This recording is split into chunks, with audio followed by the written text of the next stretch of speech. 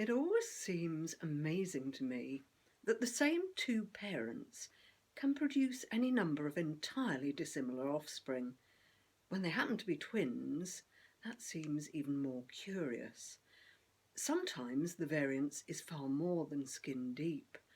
Personalities can be so different that the individuals are not only opposites, but even actively dislike each other, never mind how they look. God, it seems, delights in variety, while we tend to gravitate unhelpfully towards people just like us. Diversity is one of God's greatest gifts to the world. We are not all identical, but are complementary. As the saying goes, it takes all sorts to make a world. Not only do we fill in the blanks in one another, but our individual strengths make us suitable for widely differing roles. In the family history of God's spiritually aware people, the Jews, beginning with the somewhat dysfunctional generations of Abraham, Isaac, and Jacob, we discover how God calls particular individuals to key roles. While human tribes may have their own conventions about being born for certain purposes, God speaks more audibly to some than to others, and it won't always be the expected ones who have to rise to the challenge. Double trouble, right from the off. We'd waited so many years for them, Isaac and me. I was beginning to give up hope, but Isaac kept praying, and you know how it is, like camel trains up in Aram, none for ages and then several come in at once. I'd so longed to give him those promised heirs and successors, and I didn't want to be like poor old Granny Sarah rocking the cradle with me walking stick. But as soon as they were on their way, there was aggro. I'd no idea there would be two.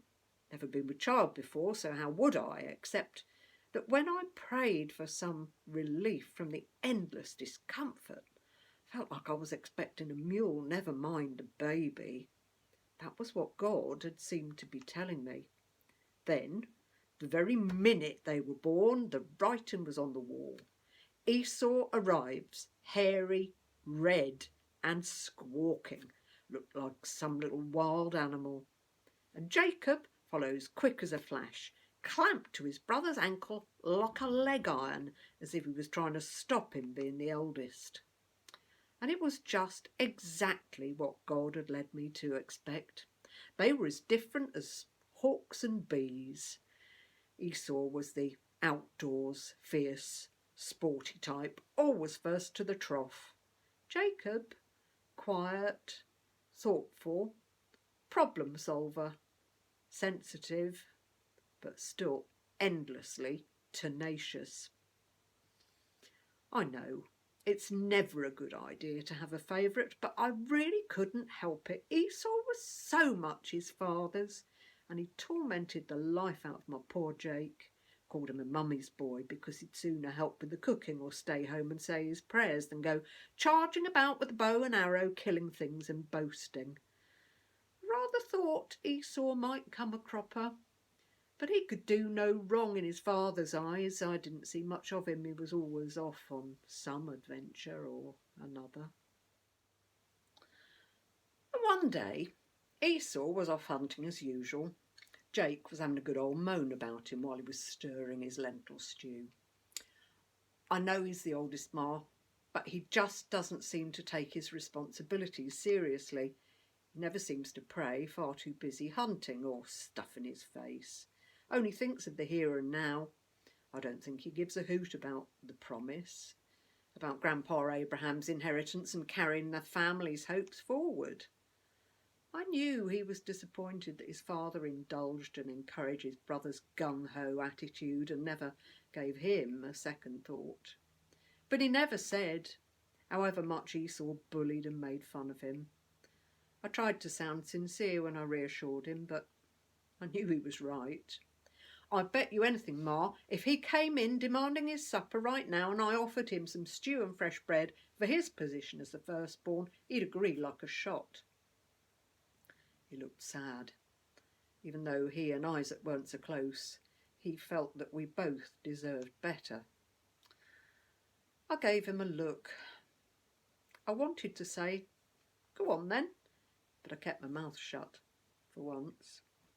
There'd been nothing but strife between them all their lives, no point making it worse. But the minute Esau came back, he flung himself down and he demanded some of his brother's lovely red stew. Jake said, "It'll cost you." Esau just laughed, grabs his brother in a headlock. Jacob croaked out what the price was, and Esau shoved him aside. "I'm practically wasting away here. Do you think I care about all that old mumbo-jumbo?" Jake didn't look at me. "Shake on it then." And without a second's hesitation, Esau did. And he sat down with his supper like he'd forgotten every word about it. He looked at me then, my boy. "Told you so" was written all over his face. Stew was all over his brother's. But just like the day that he was born, he'd have an even redder face soon enough. Relations would become even more strained between Isaac and Rebekah's twins, and Esau would bitterly regret this moment, which led his mother and brother to use yet another Hunger Game to confirm Jacob's place as the elder son, with his father's final blessing.